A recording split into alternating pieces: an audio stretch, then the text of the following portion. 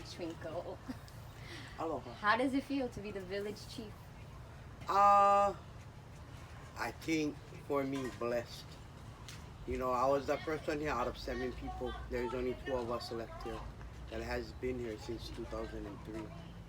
And we can document that also. So we had somebody that came and do an um, talk with us when we first came here. So How has the community that you've created here, like how has it evolved since you were here? You were 1 of 7 people, and now how many people are there? right now we have 198 people here. That's including with kids. We've never had pathways here when I first came here, so you can see now that we do have pathways, walkways. Our walkways was only the beach side, was never on this side. You have a donation center. We have a donation center, a pantry center,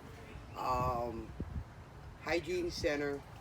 We were building up a library. We put all the books away till once we get to the new area, so we can do a library not only for our kids but for our adults also that cannot read. Yeah. Do you find that is a common issue, like illiteracy or lack of education? A lot, yes. I do have quite a few in our village that does not know how to read. So we do send our kids into the village to teach them. You know, some of them we do one-on-one just in case they're embarrassed or ashamed because they don't know how to read or write. So we try to do that one-on-one with them. And do other members of this community help teach too? Yes, yes. But my thing is I wanted the kids to go out there and teach them. That's their way of giving back and helping. So, yeah. And so obviously there's a lot more people here. Yes. A lot more responsibilities and roles. Yes. How do you delegate the responsibilities? In each area, I do have, out of 19 and a half acres, I do have 9 leaders for each areas, which they deal with maybe about 25 to 30 people apiece. And they do help in their areas. They do have leaders in their sections, and we also do have leaders meetings every Monday.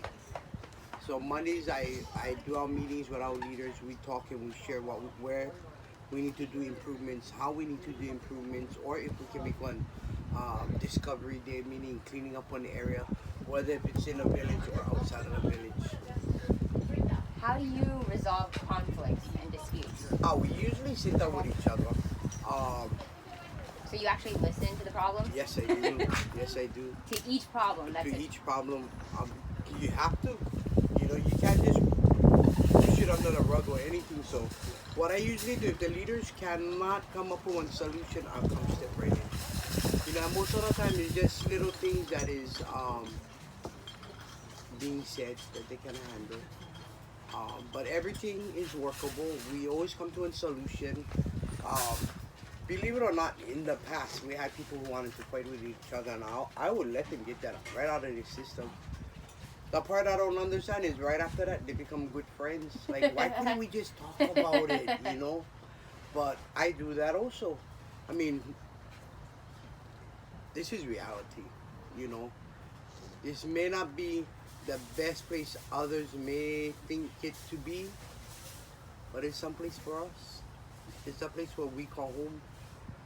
We don't ever stop anybody from coming in. We do try to educate them, try to take them off to do an tour with the village, explain to them about certain areas. We grow our own food. We do have livestock. I You saw know, the wild. yeah. Well, the wild boar you don't eat, but I saw that Yeah. more as pets. They will.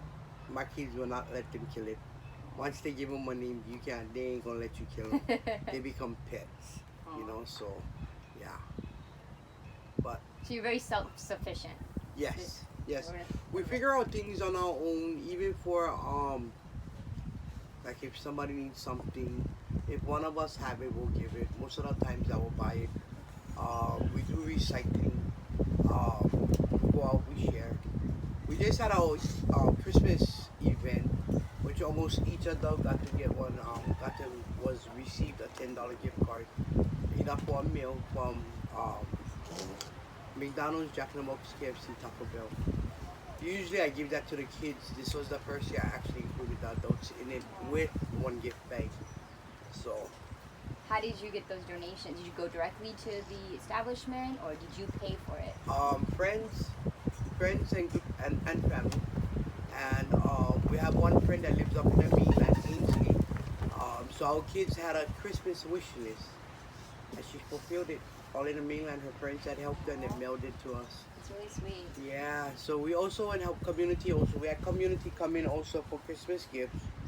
When we feed you lunch, we had picture taking, cotton candy, shave ice, and popcorn. And it's a day of fun where almost each child went home with, I want to say about 12 to 15 gifts apiece. So they never leave here empty-handed. They always have something. Yeah. So it's not like there's a lack here. It doesn't feel like there's a lack. Like, although you guys don't have like the common house right. that people associate with, right. You know. So we deal with a lot too, also from community, especially when the holidays come up. Or birthdays or anything. Birthdays, we recognize that with the kids. We make sure they have one cake and ice cream, and we make sure they have one gift also, so they don't feel left out. You know, I mean, regardless how we live, we still have morals. Regardless where we lay our head, that we still one family, and we're gonna help each other no matter what. So. Yeah, that's what I noticed is that everyone's really giving and yeah. nurturing and. Oh yeah, and if you're hungry, they'll feed you. Yeah, that's one thing they're not ashamed of. They'll feed you. But if they haven't seen you before, they're gonna ask you plenty questions. Like, what are you doing? Why are you taking pictures? How come you're here? And I did. Yeah, I mentioned I was looking for you, and then I met a few other residents here, and they asked me what I was doing, and I explained to them we're doing this documentary interviews and just showing stories we don't normally hear. Exactly. And I'm sure there's so much wisdom you can offer us too, because you are a born leader. I mean, I've always been on the street, even when I was growing up. You know, which is my choice. Was never my parents' choice. My parents could always provide for me, but I was that little bit hot-headed one. Yeah. I went to Vegas this past Christmas. I took my sister with me for Christmas for 5 days, and I got to interact with other houseless people there. My thing is, not to try to just fix one area. See if we can come up with one solution for everybody. How we can help everybody, because the houseless numbers are going up. It's not coming down. How can we help out people? What do we need to do? And I met a lot of different type of people up in Vegas.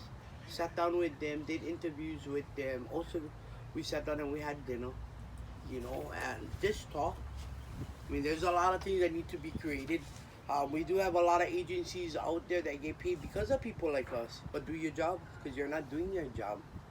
You know, you get paid for sit behind your desk to figure out solutions for us, and you're not even doing it. I do not ask for one dime. I do not get one dime. I do you not don't get even any government assistance? None. And I do this all on my own, and I've always been that way. So. Do you think that this type of community could be like developed in Vegas or in other major cities with high rates of houselessness? I believe in each city should have one Pu'uhonua, so they can help their people raise up, get them back to what they lost. You know, like you help said, them get one job, help them finish up getting their high school diploma, whatever it is, so they can excel. In one of your interviews, you said that it takes at least 3 years to get on your feet, but the least. Shelters are there for what, maximum 90 days? So then within 90 days, you're supposed to be able to get a job, find a place to live. And that don't even work, you know. For me, I've been clean right now, almost going on 13 years. Congratulations. I love every moment of it. I never went to one program. I got actually sober here, right in our village. And I always share with these guys that never settle for less. You know, put your heart to it and let's do it. Like, if you need me to walk with you or even hold your hand, I'm gonna hold your hand. Just know I love you, you know, because if I can, you can. I was one of the worstest addicts out there. I like be able to help somebody else. And have you been helping other people in the recovery here? A lot. So even from the years of being here, so they had me do one list of all the people that came through here. Almost 1,000. Out of that 1,000, almost 300 of them got into homes. Maybe a little bit more. Maybe about almost 200 of them got into programs. So which is good. you know. Commend you for all of your service. Yeah, yeah. And I also met some people who they choose to live here, even if they can move into a home. They're like, this is our community. This is what we love doing. Aloha, you guys. Aloha. Aloha. Yeah, exactly. Some of them might even ask him like, we had this one guy that came from the mainland, Chico, and I couldn't understand why he chose Hawaii to be houseless when he has the money. And I told him, this place is not for everybody, you know. We don't need a strong one handle. You gotta bring in your own water. We take a shower out there in front of everybody. So where they wash the boats is where we shower. Some of us make shift our own showers here where you bring in your own water. We finally got our first dumpster that our people is the one who pays for it.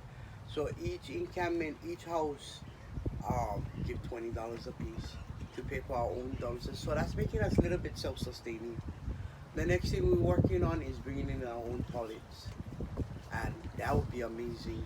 You know, because now no longer you need to walk or wait till the bathroom open because that bathroom closes at certain times. So what do you do then? You have to go and it's... If they gotta go, they go. They go to the other beaches where it is left open. So this one and this one. We used to have one sanatoy that used to service the whole people but couldn't. So what we're looking at is at least getting a little bit more than one. At least 8 of them to 14 to help us here. I mean, there's 200 people here. Oh yeah, oh yeah. And they only dump twice a week. Yeah, no. By the time they come to dump,